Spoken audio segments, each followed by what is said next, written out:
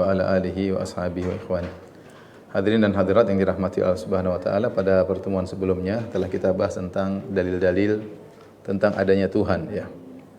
Dan itu adalah bagian pertama. Bagian kedua kita akan menyebutkan dalil-dalil tentang Tuhan tersebut esa. Jadi dua bahasan tentang dalil-dalil adanya Tuhan, dan yang kedua dalil-dalil bahwasanya Tuhan itu esa. Pada pertemuan sebelumnya telah kita bahas dalil-dalil tentang adanya Tuhan, baik secara fitrah ya, maupun dalil akal ya. Dan pada pertemuan kali ini silakan buka halaman 59 ya. Kita akan menyebutkan penguat-penguat dalil-dalil adanya Tuhan ya. Ini perlu kita sampaikan dalam rangka untuk meningkatkan keyakinan kita bahwasanya Tuhan itu ada. Karena syubhat yang digencarkan oleh orang-orang ateis masih terus ada, dan terkadang syaitan membisikkan dalam diri kita hal-hal yang membuat kita ragu tentang adanya Tuhan. Dan itu bisa menimpa siapa saja ya. Dan makanya kita perlu memperkokoh iman kita dengan meyakini Tuhan itu ada, dan dalil sudah kita sampaikan pada pertemuan lalu. Pada kesempatan kali ini tentang penguat-penguat dalil tersebut. Yang pertama yang menunjukkan bahwasanya Tuhan itu ada, yaitu adanya perubahan-perubahan dan tahapan-tahapan yang dialami oleh manusia di luar kekuasaannya. Jadi saya boleh kasih judul ya, penguat dalil adanya Tuhan ya. Jadi ini ada banyak saya sebutkan ya. Di antaranya pertama adalah tentang perubahan manusia ya. Perubahan-perubahan yang dialami manusia sementara manusia tidak bisa mengatur tahapan tersebut ya, di luar pengaturan manusia.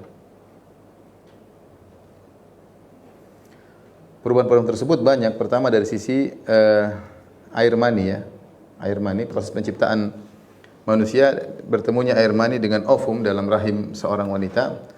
Air mani itu sendiri ya bukan ciptaan manusia. Makanya coba lihat di catatan kaki yang 23. Saya sebutkan di situ, bahkan air mani pun yang ada dalam tubuh manusia juga bukan ciptaan manusia dan di luar kendalinya.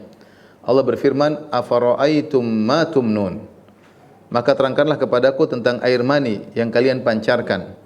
A antum takhluqunahu am nahnul khaliqun? Apakah air mani tersebut kalian yang ciptakan atau kami yang menciptakan? Di antara dalil bahwasanya air mani bukan ciptaan kita, yaitu seorang laki kalau belum dewasa dia tidak bisa punya air mani. Kemudian dia tidak bisa memproduksi air mani semaunya dia ya. Ada waktu produksinya ya. Sehingga menunjukkan bahwasanya air mani tersebut di luar kendalinya. Kemudian juga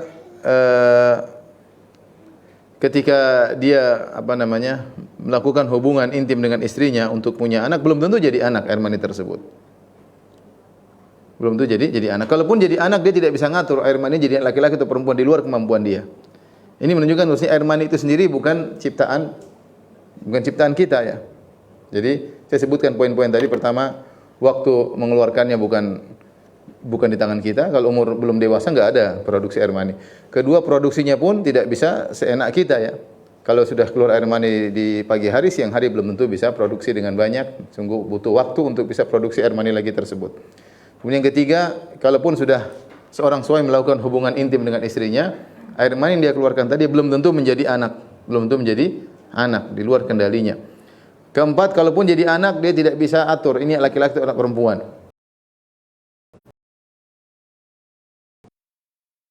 Ya, nanti ada saatnya air mani tersebut berkurang ketika dia semakin mencapai masa usia tua, semakin berkurang produksi air mani tersebut. Ini menunjukkan bahwasanya jangankan kita, air mani kita saja yang keluar dari tubuh kita di luar kendali kita. Makanya Allah mengatakan, afara'aitum ma tumnun?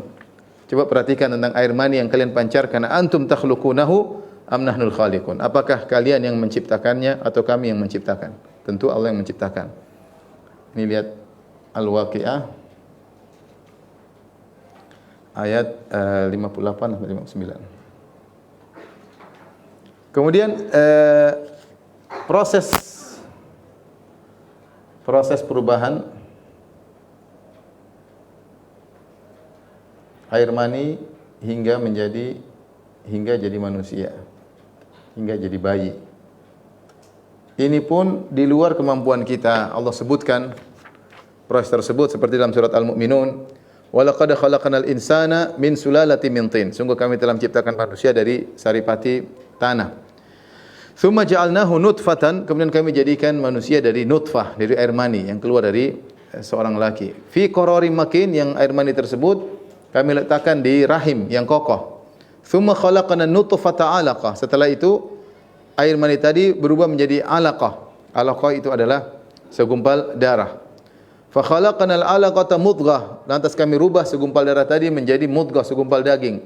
Fa khalaqnal mudghata idhaman. Lantas kami ciptakan tulang-tulang pada segumpal daging tersebut. Fa kasawnal idhama lahman. Lalu kami jadikan pada tulang tersebut, kami bungkus dengan daging. Thumma ansha'nahu khalqan akhar. Kemudian kami ciptakan proses ciptaan yang lain, itu cepat. Ini semua diketahui oleh para dokter, terutama dokter kandungan. Mereka ngerti betul bagaimana perubahan dari air mani kemudian jadi segumpal daging yang menempel di rahim, kemudian segumpal darah, kemudian segumpal daging, kemudian ada tulang dibungkus dengan daging, kemudian akhirnya menjadi jabang bayi ya. Ini semua di luar kemampuan kita. Manusia tidak punya andil dalam hal ini. Dia tinggal meletakkan air maninya, proses selanjutnya yang atur adalah siapa? Allah Subhanahu wa taala ya. Di luar kemampuan dia. Sehingga yang ngatur ini semua ada yang mengatur. Buktinya itu terjadi dalam rahim istri kita enggak bisa apa-apa. Berarti ada Tuhan yang mengatur proses itu semua. Ada Tuhan yang mengatur proses itu semua. Kemudian juga perubahan manusia dari kecil, dari bayi, kemudian remaja, kemudian kakek, kemudian meninggal ya. Kemudian meninggal. Ini juga di luar kemampuan kita. Kalau kita bisa mengatur diri kita setel diri kita muda terus, tapi kita enggak bisa. Ada Tuhan yang mengatur. Kata Allah Subhanahu wa taala dalam surat Ar-Rum ayat 54 ya.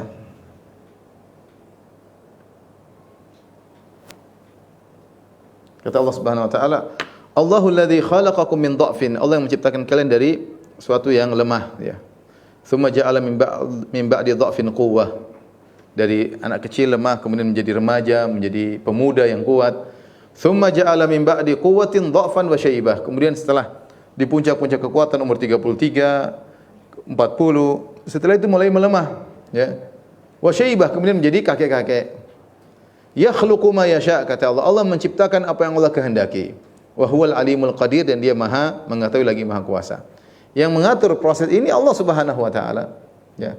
Allah Subhanahu wa taala. Ternyata Allah menciptakan makhluk dengan proses dari lemah menjadi kuat, puncak kekuatan, kemudian melemah, kemudian akhirnya tua dan akhirnya meninggal dunia. Dan itu di luar kemampuan kita. Berarti ada Tuhan yang mengatur itu semua ya. Ini di antara dalil bahwasanya Tuhan itu ada ya.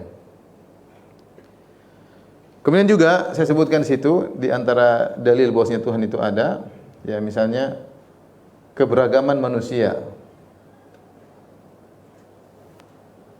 Model manusia. Manusia diciptakan oleh Allah dengan berbagai macam warna, dengan berbagai macam model, dengan berbagai macam sifat dan tabiat.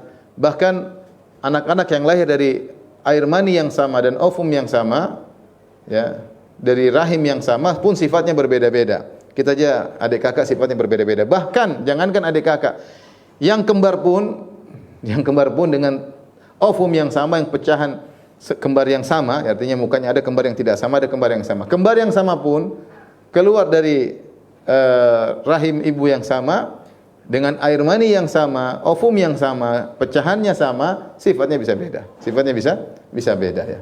Kalau seandainya tidak ada Tuhan yang menciptakan, harusnya sama dong. Proses maksudnya karena inputnya sama, harusnya outputnya sama. Tetapi kenyataannya tidak. Kenyataannya tidak. Manusia dengan berbagai macam ragamnya, dengan berbagai macam modelnya, dengan berbagai macam tabiatnya. Ya, kalau semua terjadi sekedar natural, harusnya sama dong. Harusnya sama. Atau satu model aja. Satu model ternyata dengan berbagai macam ragam model. Satunya sifatnya begini, satu sifatnya begini ya.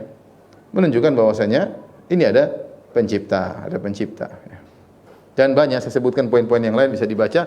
Ketiga misalnya adanya ratusan bahasa di alam ini. Bahasa itu sangat banyak. Di tanah air kita bahasa sangat apa? Sangat banyak ya. Di Sulawesi aja berbagai macam bahasa ya. Di Kalimantan dengan berbagai macam bahasa, di Papua dengan berbagai macam bahasa, di Jawa dengan berbagai macam bahasa ya. Yang setiap bahasa mungkin ada ratusan ribu kosakata ya. Banyak ya. Berbeda dengan bahasa yang lainnya ya. Pernah ada guru yang khusus mengajarkan bahasa-bahasa tersebut. Tidak ada yang pernah mengajarkan bahasa-bahasa tersebut. Tiba-tiba suatu komunitas mereka ngerti bisa saling berbicara ya dengan bahasa-bahasa tersebut tanpa ada yang mengajarinya. Makanya Allah sebutkan itu di antara tanda-tanda bahwasanya ada Tuhan. Kata Allah Subhanahu wa taala, "Wa min ayatihi khalqus samawati wal ardi wa ikhtilafu alsinatikum." Dan di antara tanda-tanda kebesaran Allah bahwasanya Allah itu ada, Allah menciptakan langit dan bumi, wa ikhtilafu alsinatikum, dengan variasinya bahasa kalian, wa alwanikum, dan juga variasinya warna tubuh kalian. Inna fi dzalika la ayatin lil alimin. Ini semua merupakan tanda-tanda bagi orang-orang yang mengetahui itu akan kebesaran Allah Subhanahu wa taala. Ya, ini dalil bahwasanya Tuhan itu ada. Bagaimana bisa ini berjalan ratusan bahasa dengan kosakata masing-masing ya, saling memahami di antara mereka tanpa ada guru yang mengajarkan, dengan sendirinya mereka bisa mengerti bahasa tersebut. Karena nyusun suatu bahasa tidak mudah. Coba bayangkan kalau semua orang lahir tanpa tidak tahu apa-apa. Karena menurut orang-orang ateis, manusia lahir tanpa ada ilmu sama sekali. Tanpa ada fitrah, tanpa ada. Bagaimana kemudian mereka bisa belajar bahasa? Coba lahir dua orang tanpa ada yang mengajarinya. Seandainya mereka tidak punya insting atau apa yang Allah pasang dalam tubuh mereka, tidak akan muncul bahasa. 10 orang taruh ya bengong-bengong bisu semua. 10 orang kita kumpul enggak ada yang ngajarin bahasa, bisu semua. Tetapi tiba-tiba bisa ratusan bahasa, dari mana ya? Allah yang ngajarin.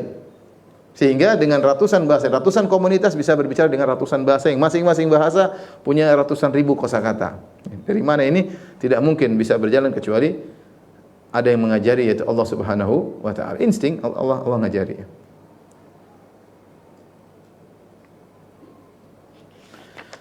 Saya sebutkan juga misalnya tumbuhan. Lihatlah tumbuhan yang berasal dari biji yang kecil dan lunak. Taruh dalam tanah, tiba-tiba biji tersebut bisa mengeluarkan tumbuhannya, kemudian bisa membelah tanah ya, menjadi pohon yang besar. Ini enggak mungkin kalau hanya natural, pasti ada yang bikin. Siapa yang bisa bikin benda seperti ini yang diletakkan dalam tanah tiba-tiba keluar menjadi pohon yang sangat besar, asalnya benda yang sangat kecil enggak ada apa-apanya. Ini enggak mungkin dibilang natural terjadi dengan sini, enggak, mustahil. Inilah suatu sistem bagaimana benda kecil kemudian rubah, ditaruh dalam tanah, bertemu dengan tanah, kemudian berproses menjadi pohon yang besar, keluar buah dengan berbagai macam modelnya. Enggak mungkin. Pasti ada yang bikin. Sementara orang ateis mengatakan semua terjadi karena kebetulan. Karena apa? Kebetulan. Namun kebetulan ya. Kalau kebetulan tidak akan terjadi sistem ya. Kalau kebetulan maksudnya begini, kebetulan begini. Kita laki-laki menggauli wanita, keluar manusia ya. Dengan sistem manusia yang ada. Kalau kebetulan harusnya kadang-kadang keluar monyet, kadang-kadang keluar atau manusia hidungnya di belakang. Enggak, ini sistemnya berjalan terus. Banyak menikah keluar manusia, ini menikah keluar manusia. Ini sudah sistem. Yang bikin sistem ini siapa? Allah Subhanahu wa taala. Kalau namanya kebetulan, kadang-kadang kita taruh mangga, tahu-tahu keluarnya durian, bisa jadi kan? Mungkin salah sistem, salah apa, ada unsur hara yang berbeda, tahu-tahu keluar pohon durian. Tapi enggak pernah terjadi demikian. Ya. Berarti ada yang mengatur sistem tersebut. Sistem ini ada yang bikin, itu Tuhan. Ya, enggak mungkin ya. Bagaimana biji yang sangat lemah tiba-tiba bisa menembus tanah yang membelah tanah ya. Makanya Allah mengatakan falyanzuril insanu ila ta'ami. Hendaknya manusia melihat kepada makanannya. Anna sababnal ma'a sabba. Kami yang turunkan hujan untuk menumbuhkan biji tersebut. Tsumma syaqaqnal arda syaqqa, kami yang belah tanah sehingga biji tadi bisa mengeluarkan tumbuhan dahannya, bisa keluar.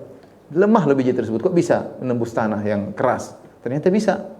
Siapa yang bikin semua? Allah Subhanahu wa taala. Allah bilang kami yang ngatur semua itu.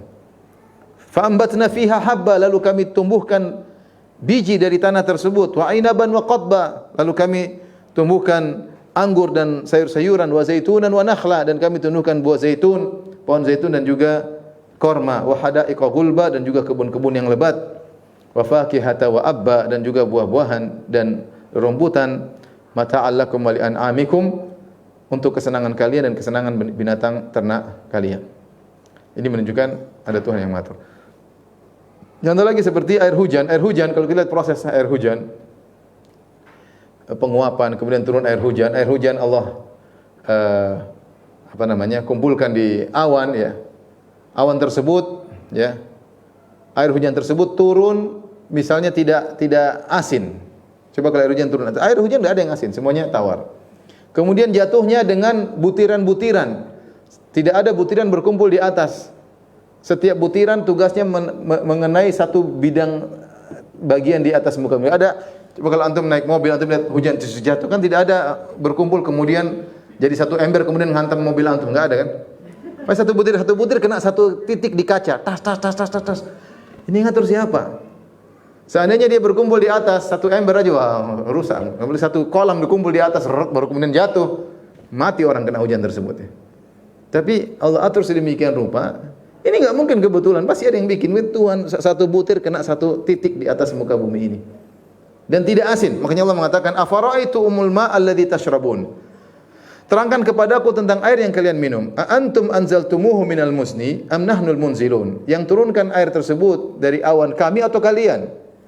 Lau nasya'u ja'alnahu ujajan, kalau kami berkehendak kami jadikan air hujan tersebut menjadi asin, kalau kami ingin. Falaula tashkurun, tidakkah kalian bersyukur? Jadi Allah mengatakan air hujan turun tawar itu kami yang atur. Ya. Kalau enggak, kami bisa turunkan air hujan tersebut dalam kondisi apa? Asin. Tapi Allah tidak turunkan demikian. Sama seperti awan, ya. Angin ketika bertiup dengan teratur, ya.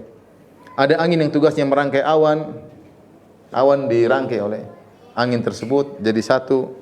Kemudian angin tersebut memindahkan posisi awan. Jadi tadinya butiran-butiran awan kecil dirangkai sama angin. Setelah dirangkai jadi besar, kemudian didorong ke arah yang Allah kehendaki. Setelah itu baru kemudian digerakkan awan tersebut untuk menurunkan hujan, ya. Seandainya seluruh manusia di alam semesta ini berkumpul untuk bikin angin, sebenarnya enggak bakalan mampu. Angin punya tugas masing-masing. Makanya Allah sebutkan dalam surat Ar-Rum ayat 8, Allahul ladzi yursilur riyaha fatuthiru sahaban fayabsutuhu fis sama' kaifa yasha. Dialah Allah yang mengirim angin, lalu angin itu menggerakkan awan dan Allah membentangkannya di langit menurut yang dikehendakinya. Wa yaj'aluhu kisafan, lalu Allah menjadikan awan tersebut berkumpul bertingkat-tingkat. Fataral wadqa yakhruju min khilalihi. Lalu kamu lihat air hujan turun dari celah-celah awan tersebut. Yang ngatur siapa? Allah Subhanahu wa taala. Dalam ayat yang lain dalam surat An-Nur, alam tara anna Allah yusji sahaban tsumma yu'allifu bainahu tsumma yaj'aluhu rukama. Tidakkah kamu melihat bagaimana Allah mengarak awan dengan angin? Kemudian Allah kumpulkan awan-awan tersebut. Kemudian Allah menjadikan awan bertindih-tindih, bertingkat-tingkat, ya. Fataral wadqa yakhruju min khilali. Lalu kalian melihat hujan turun dari sela-sela awan tersebut. Ini juga menunjukkan ada Tuhan yang mengatur itu semua, ya. Seandainya satu alam semesta berkumpul untuk bikin angin, mereka tidak bakalan mampu membuat angin tersebut, ya.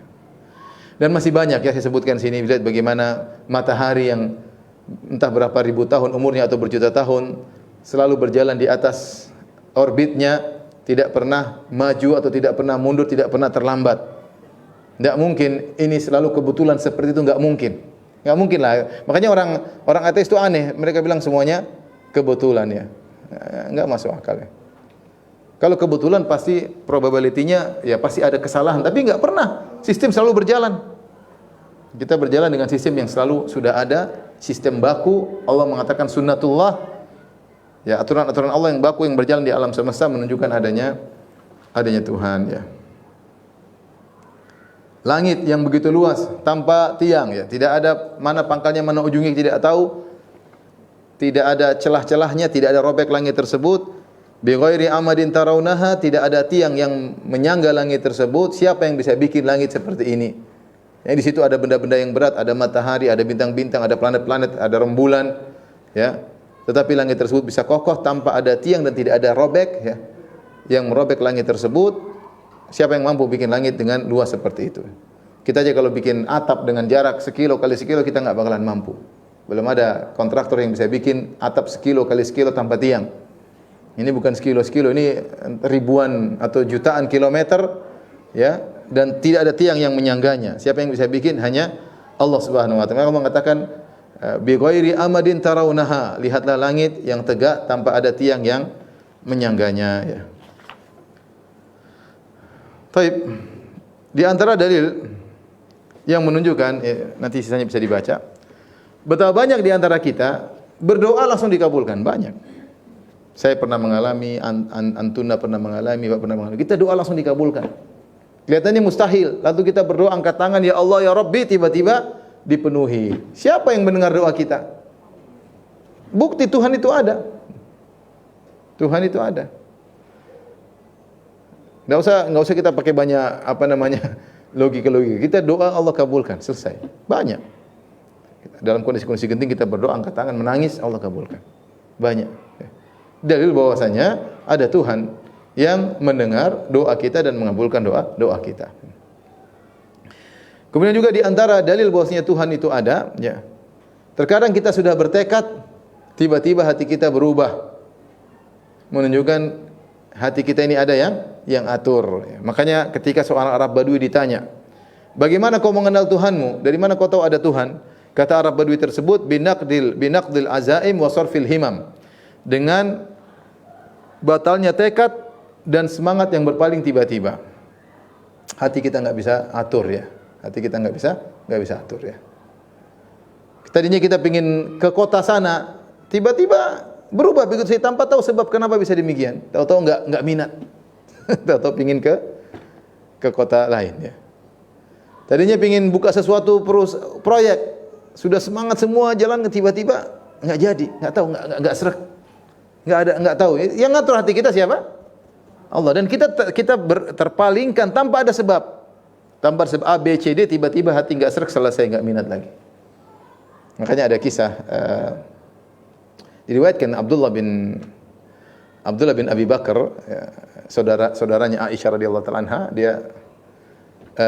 dia menikah lagi, kemudian istri pertamanya ngeluh kepada Aisyah radhiyallahu anha, nasihati saudaramu, maksudnya kami mulai ditinggal, dia terlalu sayang sama istri barunya, ya. Subhanallah, berjalan waktu terbalik, malah tiba-tiba berubah, dia enggak suka lagi sama istri barunya dan dia kembali ke istri pertamanya, istri barunya yang sekarang ngeluh, nasihati saudaramu. Hati berubah-ubah. Hati berubah-ubah. Jadi suka tidak menjadi tidak suka, dari tidak suka menjadi siapa?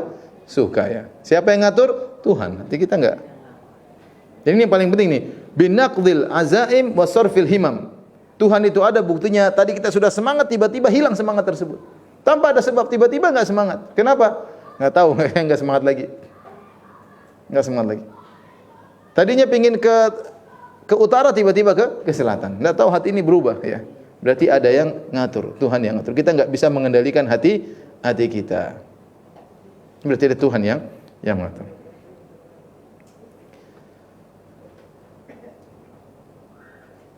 Baik, ini di antara hal-hal yang menunjukkan bahwasanya Tuhan itu ada. Setelah kita, ini segala dalil penguat, dalil yang fitrah sudah kita sebutkan sebelumnya.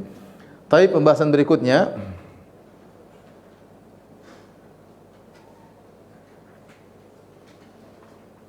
kita masuk pada poin kedua. Tadi kita sudah sebutkan tentang dalil-dalil rububiyah, tauhid rububiyah. Ada dua model, ya. Yang pertama, dalil Tuhan itu ada. Ini sudah kita bahas, sudah selesai. Dalil adanya Tuhan. Yang kedua, dalil-dalil esanya Tuhan. Esanya Tuhan. Bahwasanya Tuhan itu ada, tapi Tuhan esa. Tuhan esa dan Tuhan tidak berbilang. Karena kita sedang bahas tentang tauhid rububiyah. Bahwasanya yang mencipta, yang mengatur, memiliki alam semesta hanyalah Tuhan yang esa. Ini yang kita membahas pada pertemuan kali ini tentang dalil esanya Tuhan atau dalil Tuhan tunggal tidak berbilang. Di sini saya akan bagi menjadi dua pendalilan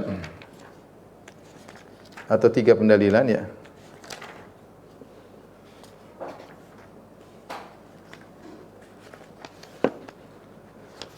Pertama dalil fitrah ya.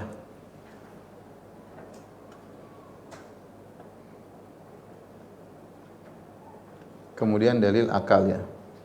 Dalil akal yang didukung oleh Al-Qur'an ya, dalil akal. Akli atau dalil akal. Kelogisan ya, logis. Tapi adapun dalil fitrah, ya dalil fitrah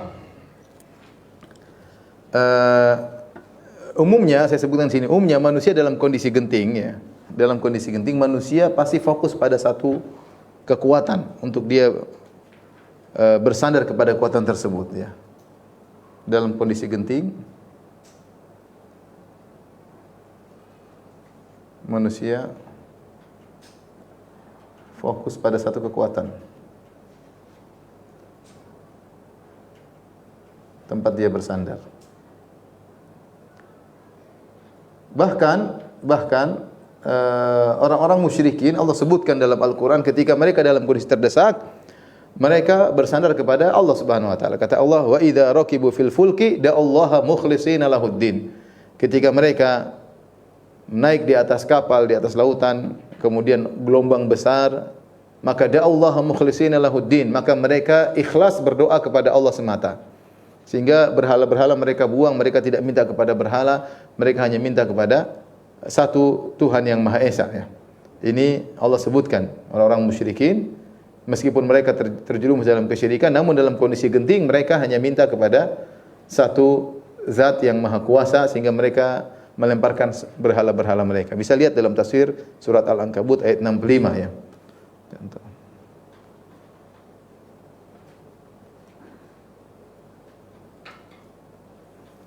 Kemudian kita katakan juga bahkan orang-orang yang para penyembah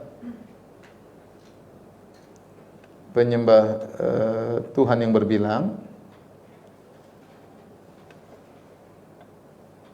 pasti ada kecenderungan kepada Tuhan yang terhebat.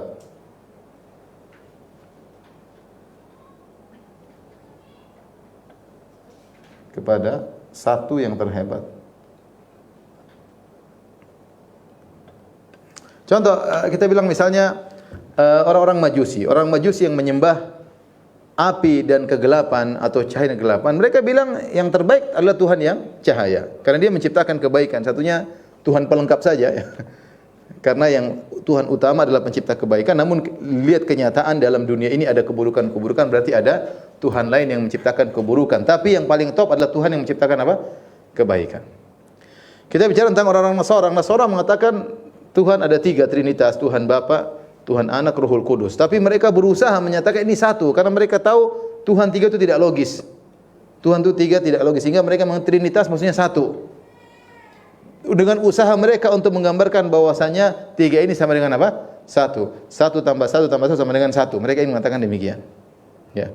Kenapa? Karena fitrah manusia meskipun dalam kesyirikan tersebut mereka masih mengatakan bahwasanya Tuhan itu satu. Contoh kisah Nabi Ibrahim alaihissalam. Ketika Nabi Ibrahim alaihissalam menghancurkan patung-patung yang banyak, dia membiarkan yang besar. Yang lain kecil dia hancurkan. Ketika ditanya, "Anta fa'alta hadza bi alihatina ya Ibrahim?" Kau yang melakukan ini semua? Kata Ibrahim, "Enggak. Bal fa'alahu kabiruhum hadza. Fas'aluhum in kanu yantiqun." Yang bikin yang besar ini. Tanya yang kecil-kecil enggak percaya. Ibrahim ingin jelaskan Tuhan tidak mau diduakan. Artinya meskipun mereka menyembah banyak Tuhan, tetap yang diagungkan yang satu yang paling hebat di antara Tuhan-Tuhan tersebut. Sama ketika orang-orang Hindu kita tanya, dia bilang 3, tetap dia bilang satu yang paling hebat, entah Brahmana, entah yang lainnya. Tuhan pencipta, ada Tuhan perusak, ada Tuhan penjaga ya.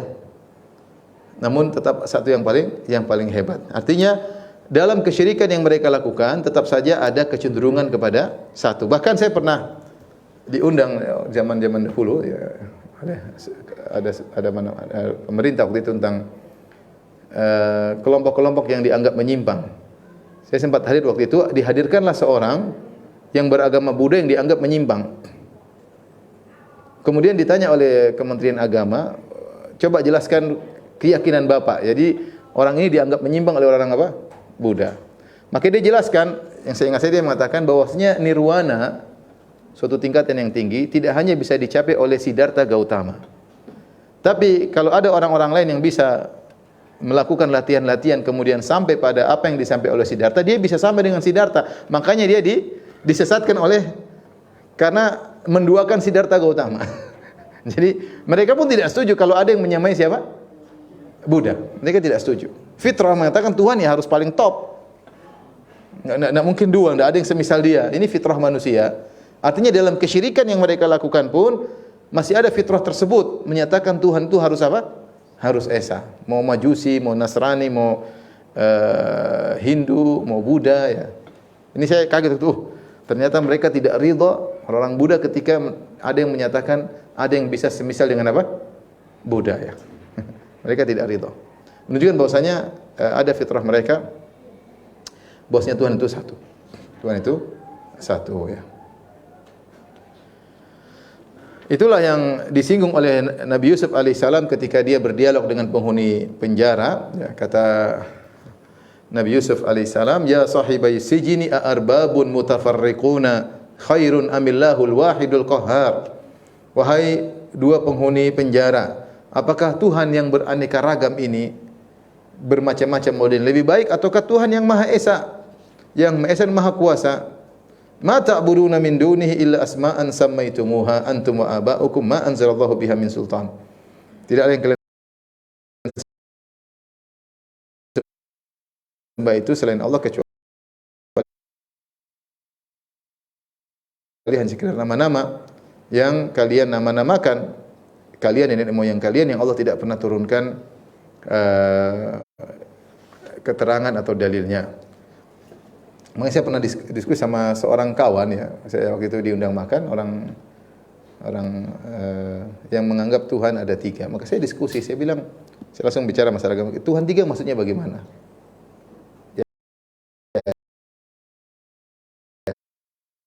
Dia bilang ya itu maksudnya satu juga. Jadi untuk mengatakan Tuhan tiga itu seorang beragama sulit ya. Bukan Tuhan tiga enggak apa?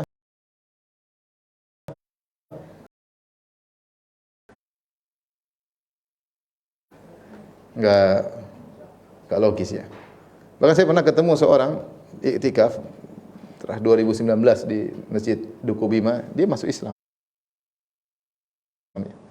Orang Cina ya. Sekarang kenapa bisa masuk Islam? Dia bilang saya duduk berpikir kalau Tuhan tiga, ada masalah diskusi dulu panjang lebar katanya. Kalau tiga, aduh, kita jadi gimana ngutusin alam semesta urusan begitu banyak kalau harus tiga. Repot juga diskusi ya, karena dia menganggap Tuhan tiga oknum ya.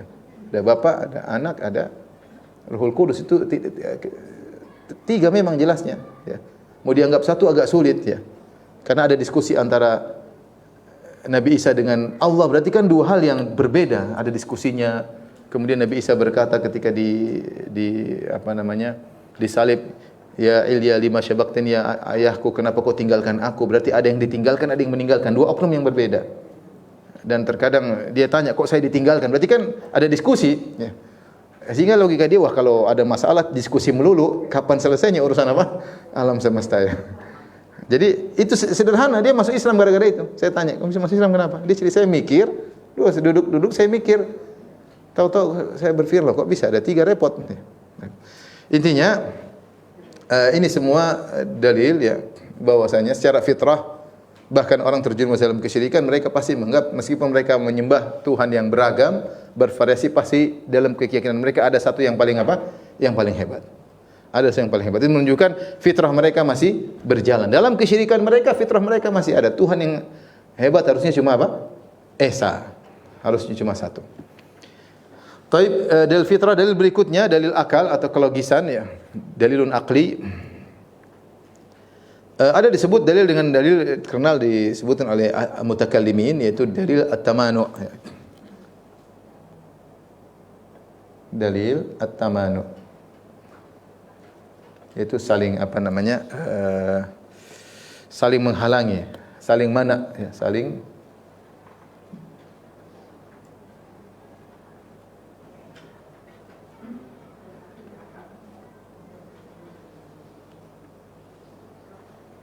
ada model-model pendalilan, tapi saya logika sederhana aja. Seandainya ada dua Tuhan, seandainya Logikanya begini, seandainya ada dua Tuhan. Lalu dua Tuhan tersebut fokus pada satu objek yang sama-sama fokus pada satu objek. Misalnya satu objek ini ingin bergerak atau diam, bergerak atau diam. Ada Tuhan A dan Tuhan B. Yang satu ingin bergerak, ingin menggerakkan. Yang satu ingin mendiamkan. Atau yang satu ingin mematikan, satu ingin menghidupkan. Gampangnya demikian. Intinya ada satu objek, mereka berselisih untuk mensikapi objek tersebut. Maka dalam hal ini ada tiga kemungkinan.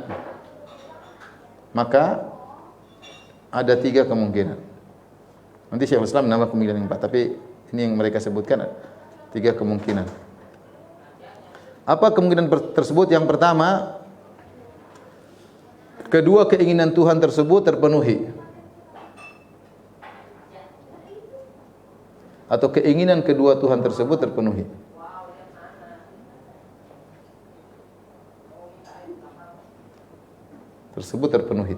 Taib.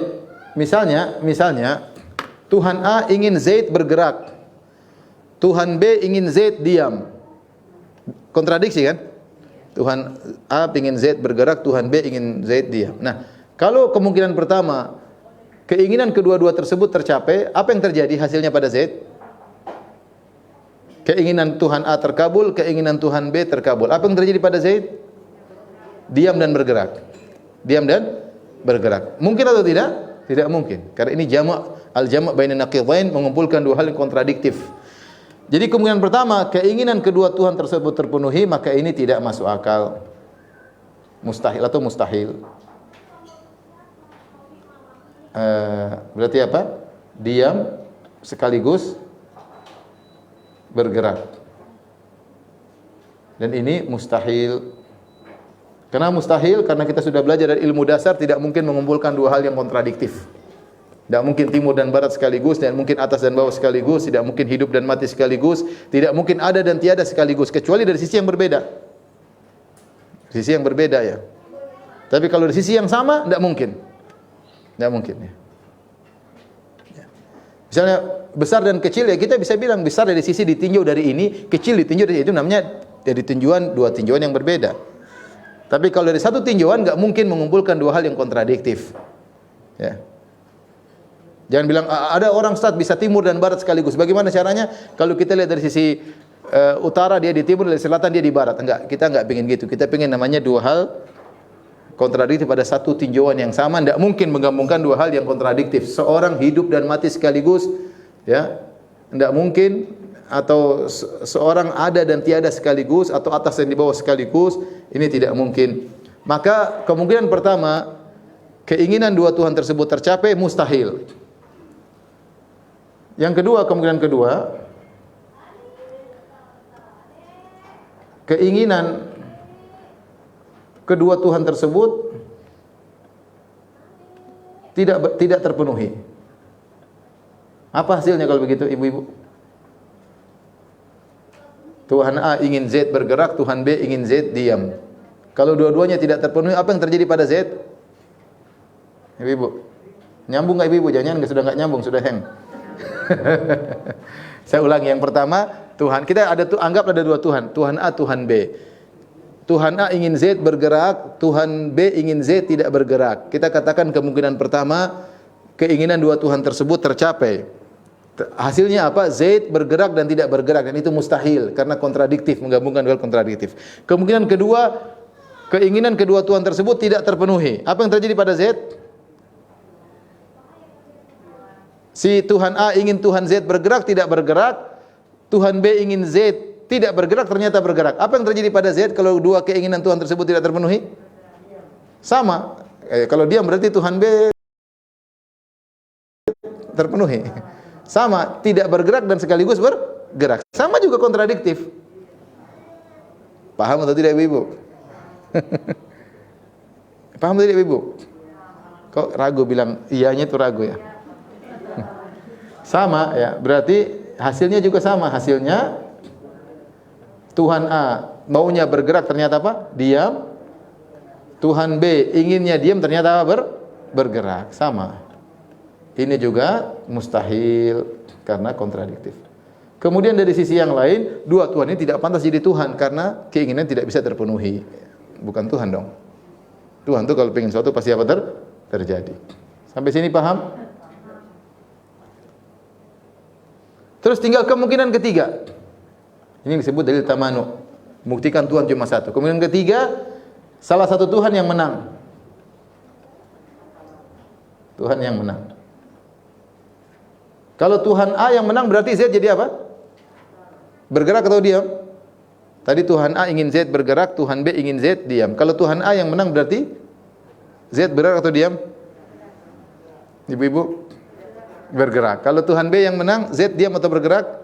Z diam. Yang menang itulah yang pantas jadi Tuhan. Dialah yang pantas jadi Tuhan.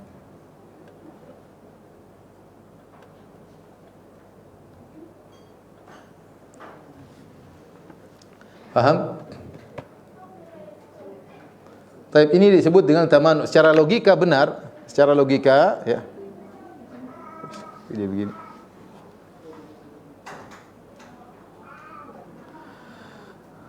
Secara logika bahwasanya dalil tamanu ya adalah salah satu dalil yang menunjukkan Tuhan itu hanyalah satu ya. Karena kalau dua enggak mungkin. Kalau lagi lagi debat, lagi ribut, pasti yang menang salah satunya. Ada kemungkinan keempat disebutkan oleh sebagian ulama, Tuhan tersebut bekerja sama. Mereka tidak ribut, mereka bekerja sama. Ketika mereka bekerja sama, berarti mereka tidak pantas jadi Tuhan. Karena Tuhan memerlukan yang lainnya. Namanya Tuhan itu tidak boleh perlu kepada yang lainnya.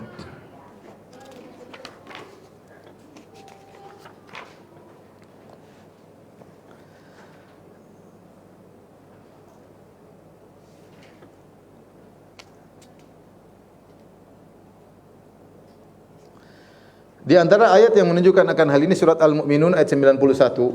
Lihat halaman 73 yang punya buku. Kata Allah Subhanahu wa taala, "Mattakhadallahu min waladin wa ma kana ma'ahu min ilah." Allah sekali-sekali tidak punya anak dan sekali-sekali tidak ada Tuhan yang lain bersertanya. Idzan la dhahaba kullu ilahin bima khalaq. Kalau memang ada Tuhan selain Allah, maka masing-masing akan sibuk dengan ciptaannya sendiri. Wala ala ba'dhum ala ba'dhin, dan sebagian mereka akan mengalahkan sebagian yang lain. Maha suci Allah Subhanahu wa ta'ala amma yasifun. Maha suci Allah dari apa yang mereka sifatkan kepada Allah Subhanahu wa taala. Jadi Allah mengatakan kalau ada Tuhan, masing-masing punya ciptaan sendiri, maka cuma dua kemungkinan ya. Kemungkinan pertama, A bisa menciptakan, B bisa menciptakan. Maka masing-masing sibuk ngurusin ciptaannya dan suatu saat mereka akan bertengkar. Kalau bertengkar pasti ada yang menang, dia yang menjadi Tuhan. Ternyata kita lihat alam semesta, tidak ada dua jenis kerajaan di alam semesta ini.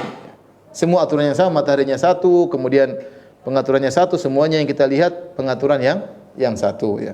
Dan Allah mengatakan kalau ada dua Tuhan pasti mereka bertengkar dan satu ingin mencari yang paling menang mengalahkan yang lain.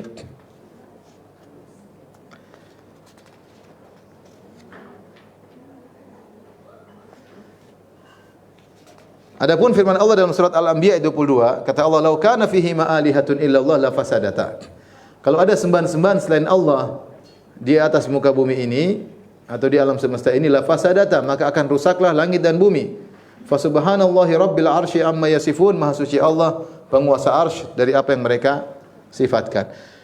Jadi pengatur alam semesta ini cuma satu. Kalau pengatur ada dua, ada tiga, pasti akan kacau ya. Alam semesta ini, sebagaimana kita lihat kekacauan di bumi ini, kalau ada dualisme kepemimpinan akan terjadi kekacauan. Kita lihat dalam ruang lingkup kekuasaan di bumi, kalau ada dua kerajaan, dualisme kepemimpinan dalam satu negara pasti ada timbul kekacauan karena kebijakan bisa berbeda, kemudian bisa saling tabrakan ya. Kita lihat alam semesta aturannya tidak ada yang rusak. Dari dulu sampai sekarang aturannya baku seperti itu. Matahari dengan aturannya, rembulan dengan aturannya, aturan air hujan dan banyak aturan alam yang tidak berubah. Aturannya menunjukkan yang mengatur cuma satu, yaitu Maha Esa. Dialah eh, berhak menjadi Tuhan. Ya. Baik, kita lanjutkan setelah ini sedikit lagi. Sudah. Ibu, nanti kalau ada yang nggak paham bisa ditanyakan setelah pengajian. Baik, pembahasan berikutnya tentang ahkam tauhid rububiyah. Lihat halaman 79.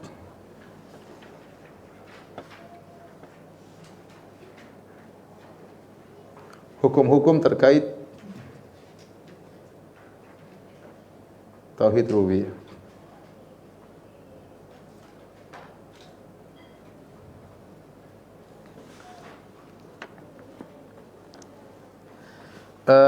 Pertama, kita harus meyakini bahwasanya Allah Esa dalam penciptaan, dalam pemilikan dan dalam pengaturan.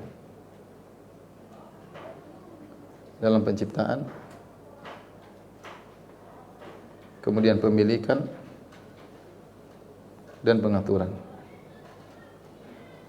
Tidak boleh kita menduakan Allah. Kita yakin semua yang ciptakan ini adalah Allah Subhanahu wa taala. Semuanya, daun yang jatuh, semua yang terjadi Allah yang ciptakan. Dan semua ini milik Allah Subhanahu wa taala. Tidak ada zat lain yang ikut serta memiliki alam semesta ini. Dan yang paling penting kita harus yakin bahwasanya semua ini diatur oleh Allah Subhanahu wa taala, ya. Semua diatur. Tidak ada yang keluar dari aturan Allah. Tidak ada kejadian apapun di alam semesta ini di luar daripada pengaturan Allah. Semuanya diatur oleh Allah dan ada hikmah di balik itu. Kita harus yakin. Ya. Siapa yang meyakini bahwasanya ada makhluk diberikan hak otonomi untuk mengatur sebagian alam, maka dia telah terjerumus dalam kesyirikan. Seperti meyakini bahwasanya ada gunung diatur oleh dewa tertentu atau jin tertentu, atau meyakini misalnya pantai selatan diatur oleh Nyi Roro Kidul, telah diberi mandat oleh Allah untuk mengatur pantai selatan. Ini tidak boleh. Semua yang ngatur adalah Allah Subhanahu wa taala, ya. Semuanya diatur oleh Allah Subhanahu wa taala. Ini yang pertama. Yang kedua, ya, Allah menciptakan apa yang Allah kehendaki. Allah menciptakan dengan kehendak Allah. Dengan kehendak Allah, ya. Kapan saja dan di mana saja. Kapan saja, di mana saja,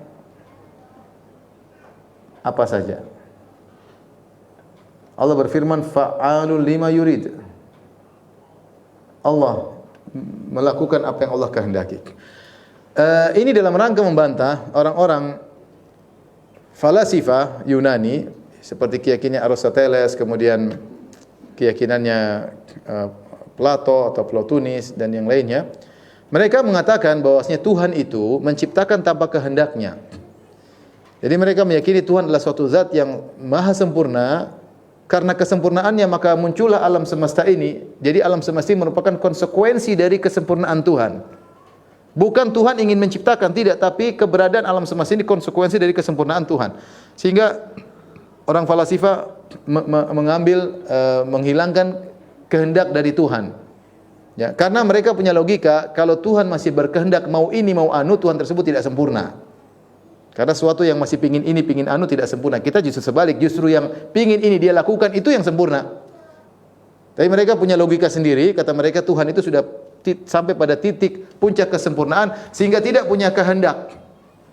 Ini Aristoteles dan lainnya. Sehingga apa yang terjadi berupa alam semesta adalah konsekuensi dari kesempurnaan Tuhan, bukan Tuhan ingin menciptakan. Ibu bingung ya?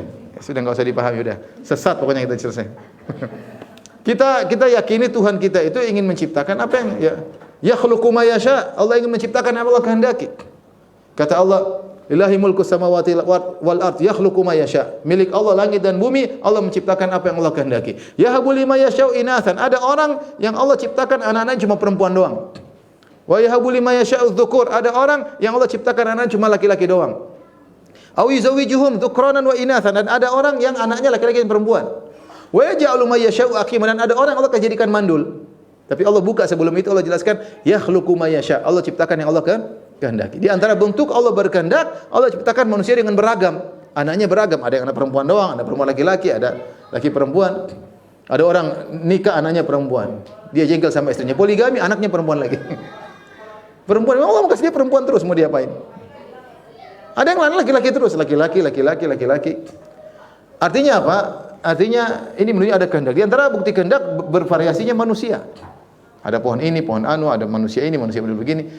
Tapi orang-orang falasifah mereka ingin menghilangkan kehendak karena kata mereka kalau Allah berkehendak punya tujuan tertentu berarti Allah tidak sempurna, belum sempurna. Ini logika mereka tentang Tuhan. Ngawur. Jadi syarat mereka tentang Tuhan tidak boleh punya tujuan tertentu. Makanya kita bilang di antara keyakinan kita terhadap tauhid rububiyah yaitu meyakini Allah menciptakan apa yang Allah kehendaki. Kapan saja Allah ingin ciptakan terserah Allah, dimanapun Allah ingin ciptakan terserah Allah, apapun yang Allah ingin ciptakan terserah Allah dan semua itu pasti ada hikmahnya. Kemudian yang ketiga bahwasanya rububiyah berkonsekuensi tauhid uluhiyah.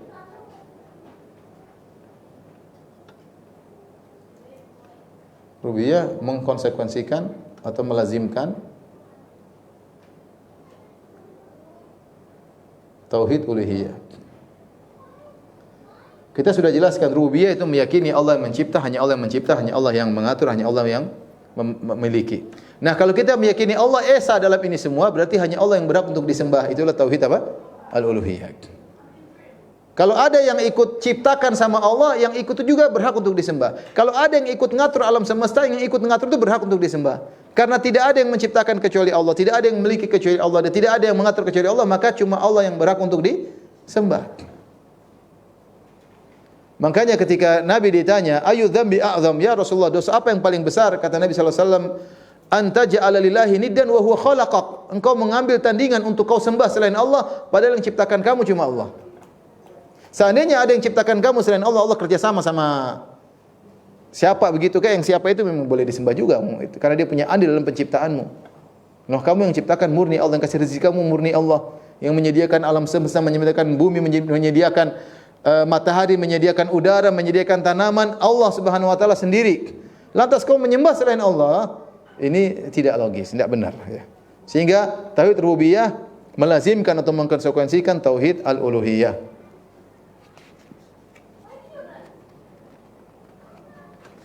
Saya sebutkan dalil banyak, silakan dibaca terus. Kemudian berikutnya tauhid rububiyah merupakan konsekuensi dari tauhid asma sifat.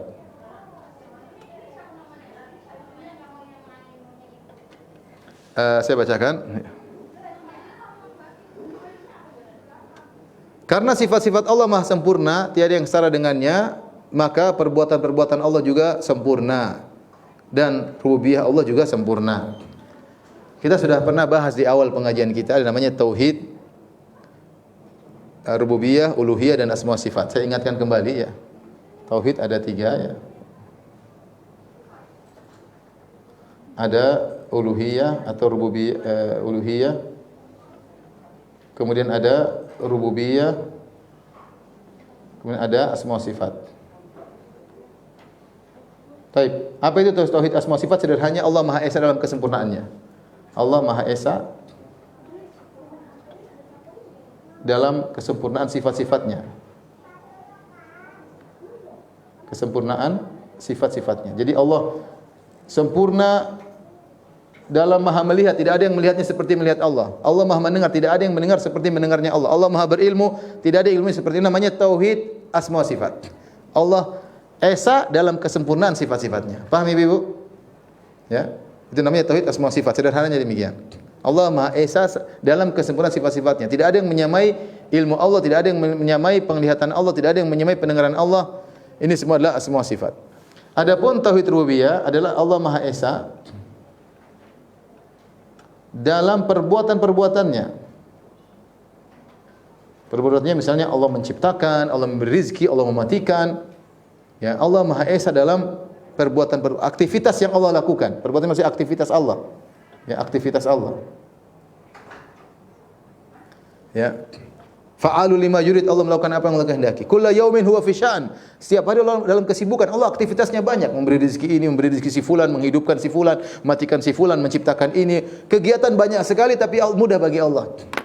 Mudah bagi Allah. Semuanya tinggal kun fayakun. Tapi itu aktivitas Allah. Itulah tauhid rububiyah. Tauhid rububiyah. Adapun uluhiyah, Allah Maha Esa dalam disembah.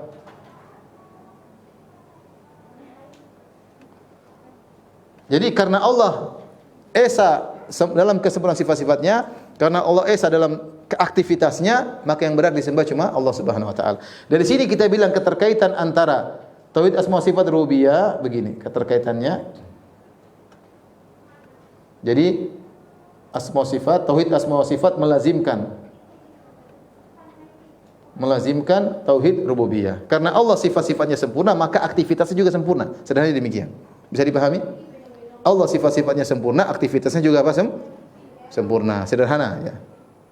Kalau kita anak kecil sama kita, mana yang lebih sempurna? Kita lebih sempurna karena dia sifat-sifatnya kurang sehingga aktivitasnya tidak sempurna seperti orang yang sifat-sifatnya sempurna. Nah, karena Allah sifat-sifatnya maha sempurna, aktivitasnya juga perbuatan-perbuatannya paling maha sempurna. Makanya tauhid asma wa sifat melazimkan tauhid ar-rububiyah. Kemudian tauhid asma wa sifat ar-rububiyah keduanya melazimkan tauhid al-uluhiyah. Melazimkan. Kalau ada zat yang sempurna sifat-sifatnya, ada zat yang sempurna aktivitasnya, maka yang perlu disembah zat itu, tidak boleh yang lainnya. Ini sederhananya, ini hukum yang keempat, bahwasanya tauhid rububiyah merupakan konsekuensi dari tauhid asma wa sifat.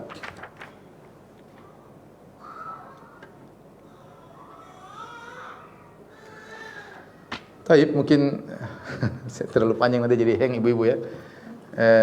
Kita belajar akidah harus paham ya. Karena subhanallah, dulu mungkin kita belajar sederhana, yang penting kita sembah Allah selesai. Tapi sekarang dengan dunia medsos banyak sekali syubhat, kita harus fikih. Jadi fikih akidah, kita harus ngerti tentang akidah dengan pemahaman yang benar ya. Sisanya silakan baca di buku masing-masing ya. Taib, ini saja yang bisa saya sampaikan kepada ibu-ibu sekalian dan juga bapak-bapak. Kalau ada yang bertanya saya persilahkan. Ini ada. Mau tanya langsung juga silakan.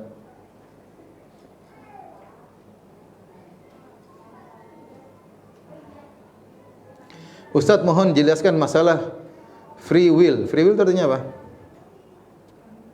Free will ada yang tahu? Ini bahasa Sunda atau bahasa free will artinya apa? Atau kebebasan berkehendak yang Allah berikan sebagai tes atau ujian untuk menguji manusia. Misalnya, bolehkah kita berazam, bertekad untuk masuk surga dengan segala konsekuensinya? Apakah ini artinya kita terlalu percaya diri atau mendahului takdir? Benar, kita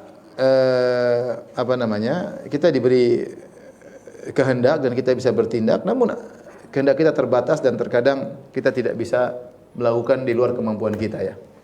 Gampangnya gini, kita ngangkat kaki kanan bisa, berdiri sambil ngangkat kaki kanan bisa.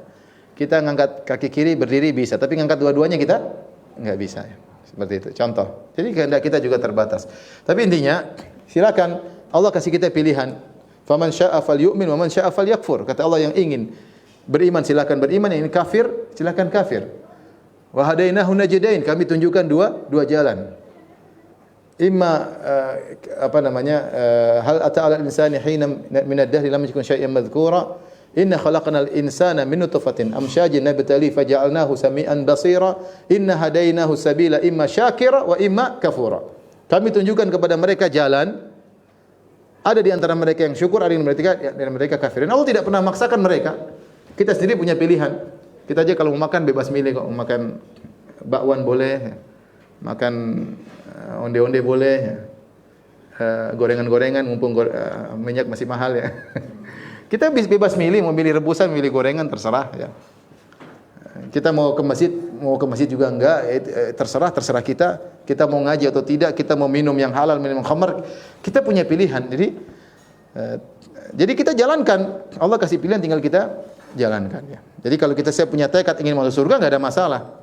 Meskipun kita nggak tahu takdir kita seperti apa. Oleh karenanya jangan pernah pede dengan apa yang kita kehendaki, selalu minta pertolongan kepada Allah. Karena kita tahu kemampuan kita terbatas. Yang kedua, kita nggak tahu takdir di depan seperti apa. Tapi i'malu, kata Nabi, berusahalah, ya berusahalah, bekerjalah, semua akan dimudahkan kepada takdirnya.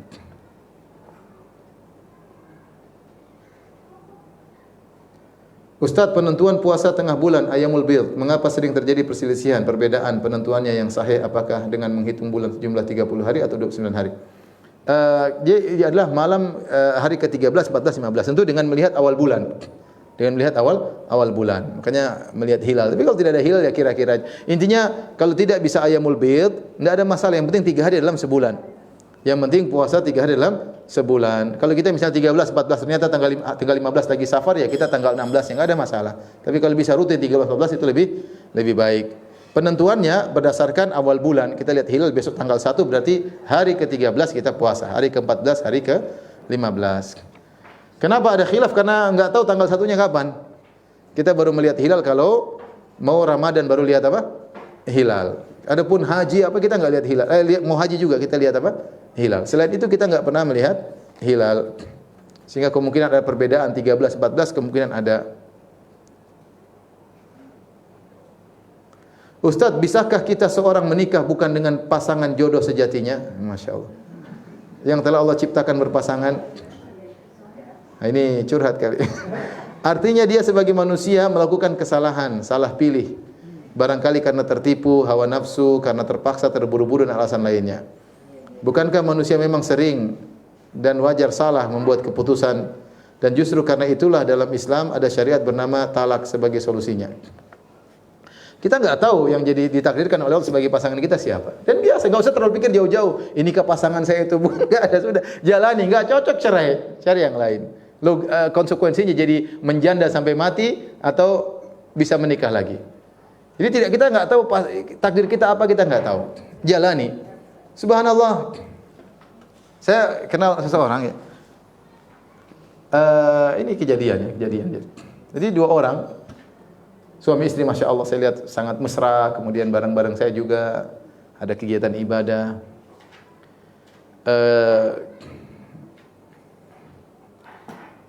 Nantilah habis pengajian, saya khawatir live nanti nggak enak diceritakan. Ya udah, matikan aja. Matikan sudah live-nya, matikan. Sudah.